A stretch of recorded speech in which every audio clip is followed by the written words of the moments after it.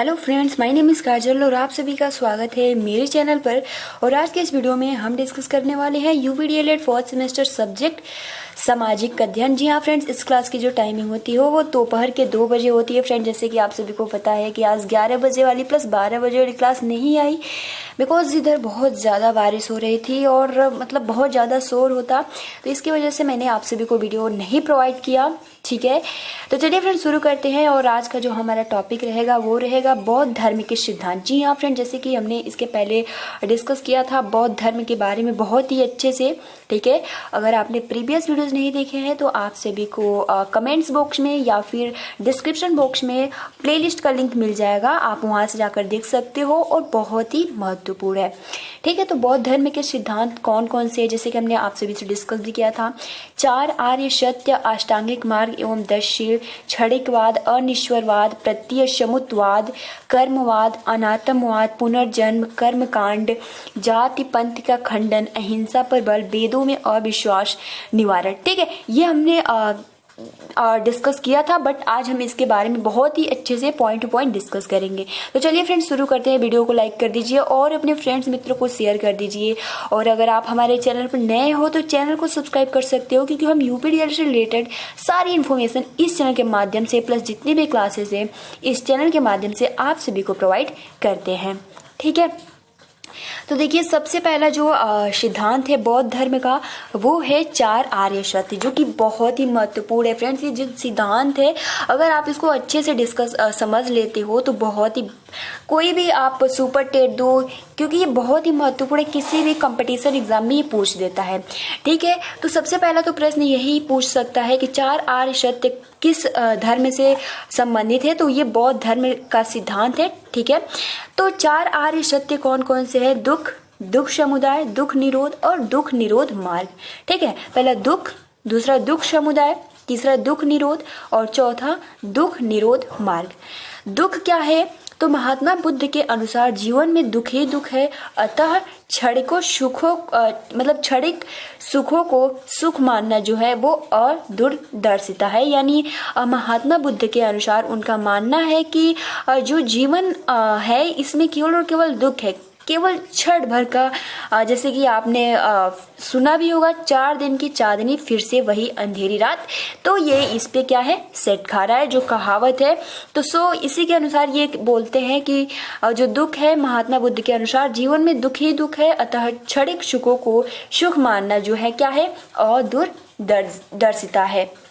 अब देखिए दूसरा जो पॉइंट है दुख समुदाय। दुख समुदाय क्या है? तो महात्मा बुद्ध के अनुसार दुख का कारण है तृष्णा। ठीक है, ज्ञानेंद्रियों को जो वस्तुएं प्रिय लगती है उनको प्राप्त करने की इच्छा ही तृष्णा है, और तृष्णा का कारण क्या है? अज्ञान। यानी तृष्णा मतलब होता है मोह माया। ठीक है, जो भी मतलब कि तृष्णा जो समाज में मोह माया रहता है हर एक से, तो दुख का कारण क्या होता है? मोह माया। और इंद्रियों को जो वस्तुएं प्रिय लगती है उनको प्राप्त करने की इच्छा ही है तृष्णा, यानी मोह माया है, और तृष्णा का कारण अज्ञान है। दूसरा जो पॉइंट है दुख निरोध, ये आर्य सत्य है। ठीक है, क्या है? ये 4 आर्य सत्य है, दुख, दुख समुदाय, दुख निरोध और दुख निरोध मार्ग। तो जो हम पॉइंट डिस्कस करें तीसरा है दुख निरोध। दुख निरोध क्या है? तो महात्मा बुद्ध के अनुसार दुखों से मुक्त होने के लिए उसके कारणों का निवारण आवश्यक है, अतः तृष्णा यानी जो भी समाज में जो भी मोह माया है उस पर विजय प्राप्त करने से दुखों से मुक्ति प्राप्त की जा सकती है। अगर आप तृष्णा को त्याग देते हो तो आप दुख से भी मुक्ति पा सकते हो, ये महात्मा बुद्ध के अनुसार दुख निरोध में कहा गया है। उसके बाद आर्य सत्य का लास्ट है दुख निरोध मार्ग। ये क्या है? तो महात्मा बुद्ध के अनुसार दुखों से मुक्त होने अथवा निवारण प्राप्त करने के लिए जो मार्ग है उसे अष्टांगिक मार्ग कहा जाता है, और 8 मार्गों का पालन करने से दुख का नाश संभव है। अभी हम आगे डिस्कस करेंगे कि अष्टांगिक मार्ग कौन कौन से हैं। ठीक है, देखिए दूसरा जो पॉइंट है वो है अष्टांगिक मार्ग, यानी अगर आप इसको अपनाते हो तो जो भी आपके सामने दुख आ रहा है उससे आप मुक्ति पा जाओगे। ठीक है, तो अष्टांगिक मार्ग, ये मार्ग इस प्रकार से 8 मार्ग है। इस मध्य मार्ग भी कहते हैं, जो आपका अष्टांगिक मार्ग होता है इसे हम मध्य मार्ग भी कहते हैं। जैसे कौन कौन से होते हैं? सम्यक दृष्टि, सम्यक संकल्प, सम्यक वाक, सम्यक कर्मांत, सम्यक आजीविका, सम्यक व्यायाम, सम्यक स्मृति, सम्यक समाधि। अब सम्यक दृष्टि क्या होता है? तो मिथ्या दृष्टि को त्याग कर यथार्थ स्वरूप पर ध्यान देना चाहिए। ठीक है, यानी मिथ्या यानी झूठ, इस तरीके से जितने भी इसको त्याग करके, दृष्टि को त्याग करके यथार्थ स्वरूप पर ध्यान देना चाहिए। और सम्यक संकल्प यानी दूसरों के प्रति द्वेष एवं हिंसा का परित्याग करने का संकल्प लेना चाहिए, यानी दूसरे के प्रति ईर्ष्या, हिंसा, ये सब कुछ त्याग कर देना चाहिए। सम्यक वाक यानी झूठे, अप्रिय एवं निंदा वचन नहीं बोलना चाहिए। मतलब कि आपने देखा भी होगा बहुत सारे लोग मतलब कि वैसे ही निंदा करते रहते हैं, तो इस तरीके से नहीं करना चाहिए। सम्यक क्रमांत यानी अहिंसा एवं इंद्रिय संयम ही संपर्क क्रमांत है। ठीक है, सम्यक क्रमांत यानी अहिंसा एवं इंद्रिय संयम ही क्या है?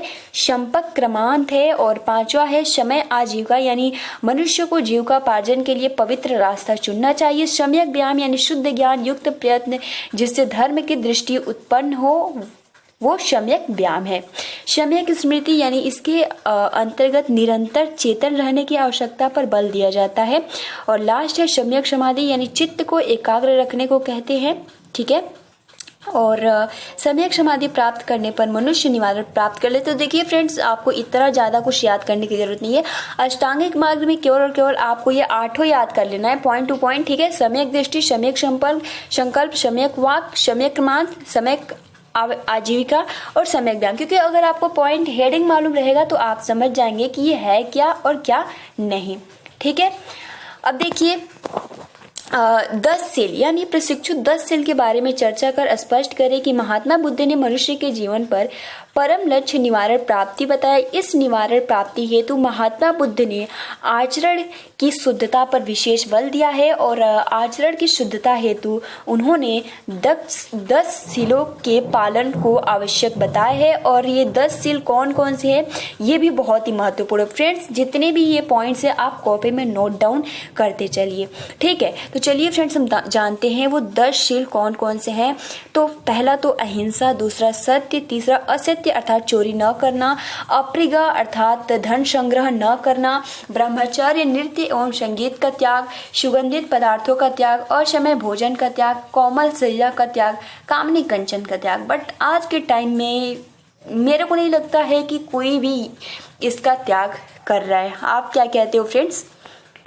देखिए उपयुक्त इन 10 सीलों से प्रथम 5 तो गृहस्थों के लिए, भिक्षुओं के लिए सभी सील थे जिनके पालन करने के लिए शुद्ध आचरण संभव हो सकता है। तो शुद्ध आचरण तो संभव हो सकता है, ये तो कर ही सकते हैं। तीसरा जो है वो है क्षणिकवाद। ये क्या है? यानी महात्मा बुद्ध संसार को नित्य न मानकर क्षण भंगुर मानते हैं। उनका विश्वास था कि संसार की प्रत्येक वस्तु क्षणिक एवं निरंतर परिवर्तनशील है। यह मनुष्य का श्रम है कि वह संसारिक वस्तुओं को अस्थायी समझ लेता है। बिल्कुल सही बात उन्होंने बोला है कि कुछ भी क्षण भर के लिए है, क्या है कि वे परिवर्तनशील, परिवर्तन होता रहता है। ठीक है, चौथा पॉइंट है अनिश्वरवाद। अनिश्वरवाद क्या है? यानी महात्मा बुद्ध जो थे वो अनिश्वरवाद थे। उनका विचार था कि संसार की उत्पत्ति में ईश्वरीय सत्ता का कोई योगदान नहीं है। जैसे कि हमने जैन धर्म में देखा था, सेम वही इसमें भी ईश्वरीय सत्ता का कोई अधिकार नहीं है, योगदान नहीं है, वरन कार्य कारण ही श्रृंखला से यह संसार चलता रहता है। अर्थात संसार के कर्ता के रूप में ईश्वर का अस्तित्व नहीं है। यानी ये भी अनिश्वरवाद थे, जैसे कि हमने जैन धर्म में देखा था, सेम प्रोसेस इसमें भी यही होता है।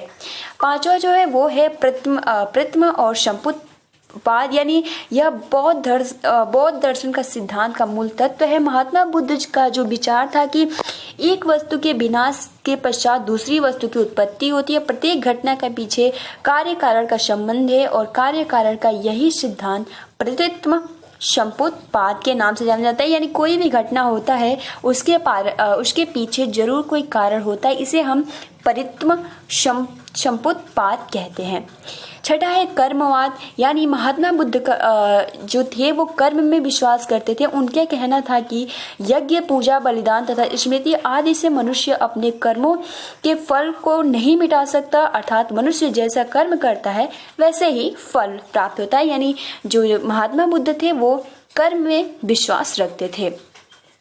सतवा है अनात्मवाद, यानी महात्मा बुद्ध के अनुसार आत्मा नाम की कोई वस्तु नहीं है। उनके अनुसार मनुष्य का व्यक्तित्व कुछ संस्कारों का समूह है, यानी वो आत्मा में विश्वास, जैसे कि कहा जाता है आत्मा अजर और अमर है। बट जो महात्मा बुद्ध है उनके अनुसार ये कहते हैं कि आत्मा नाम की कोई वस्तु तो है ही नहीं। ठीक है, उसके बाद देखिए पुनर्जन्म, यानी ईश्वर और आत्मा के अस्तित्व में विश्वास न होते हुए भी बुद्ध का पुनर्जन्म में विश्वास था। देखिए, उनको ना ईश्वर में विश्वास था ना आत्मा पे विश्वास था, लेकिन उनको पुनर्जन्म में विश्वास था। परंतु इस संबंध में उनका विचार है कि पुनर्जन्म आत्मा का नहीं है वरन अनित्य अहंकार का होता है। वे पुनर्जन्म को भी कार्य कारण नियम द्वारा संचालित मानते हैं। देखिए, उनका मानना है कि ये आत्मा के द्वारा उनका जन्म पुनर्जन्म नहीं होता है वरन ये अनित्य अहंकार के द्वारा होता है, और वे पुनर्जन्म को भी कार्य कारण नियम द्वारा संचालित मानते थे। 9वां है कर्म कांड, यज्ञ एवं पशु बलि में अविश्वास, यानी पशुओं की बलि चढ़ाना, यज्ञ आदि में महात्मा बुद्ध का किंचित मात्र भी विश्वास नहीं था। कर्म कांडों के घोर विरोधी थे। यही कारण है कि ब्राह्मणों को भी उच्च स्थान देने के पक्ष में नहीं थे। ठीक है, तो ये जो बलि चढ़ाया जाता है इस पे ये मतलब घोर विरोधी थे, और जो ये मतलब महात्मा बुद्ध थे ये ब्राह्मणों को उच्च स्थान देने के पक्ष में नहीं थे। ठीक है, मतलब यज्ञ में भी ये यज्ञ भी नहीं करना चाहते थे। ठीक है, केवल और केवल इनको कर्म में विश्वास था। 10वां है जाति पाति का खंडन, यानी महात्मा बुद्ध का जाति पाति में कोई विश्वास नहीं था वरन वे सामाजिक एकता में विश्वास रखते थे। उनका मत था कि बौद्ध धर्म का अनुसरण कोई भी कर सकता है, चाहे वो किसी भी जाति का हो, जैसे कि हमने जैन धर्म में देखा था। एक स्थान पर कहा है, हे भिक्षुओं, जिस प्रकार बड़ी बड़ी नदियां समुद्र में गिरकर अपना अस्तित्व खो देती है, उसी प्रकार भिक्षु के वस्त्र धारण करने पर उनमें वर्ण भेद नहीं रहता है। धार्मिक जीवन में सब ऊंच नीच क्या है, एक समान है। 11 है अहिंसा पर बल, यानी महात्मा बुद्ध अहिंसा के पक्षधर थे। उन्होंने बुद्धत्व प्राप्त करने के पश्चात जीवन पर्यंत अहिंसा परमो धर्म के सिद्धांत का प्रचार प्रसार किया। उनका मत था कि मनुष्य को अपने मन, वचन, कर्म से किसी जीव को दुख नहीं पहुंचाना चाहिए।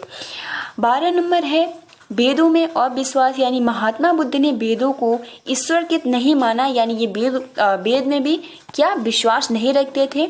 ठीक है, सिंपल उनका मत था कि मनुष्य को सदैव अपने अनुभव द्वारा ही आध्यात्मिक मार्ग खोजना चाहिए, उसे किसी गुरु ग्रंथ अथवा किसी बाहरी साधन का आश्रय नहीं लेना चाहिए।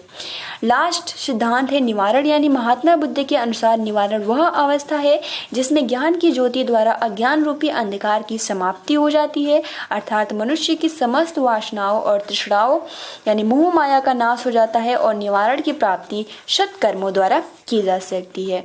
तो फ्रेंड्स, आज के लिए इतना ही। अब हम कल की वीडियो में डिस्कस करेंगे बौद्ध साहित्य, जो कि बहुत ही महत्वपूर्ण है। जातक कथाएं, मिलिंद पन्ह, दीपवंश एवं महावंश, ये बहुत ही महत्वपूर्ण है। बौद्ध संगति जो कि सबसे ज्यादा महत्वपूर्ण है।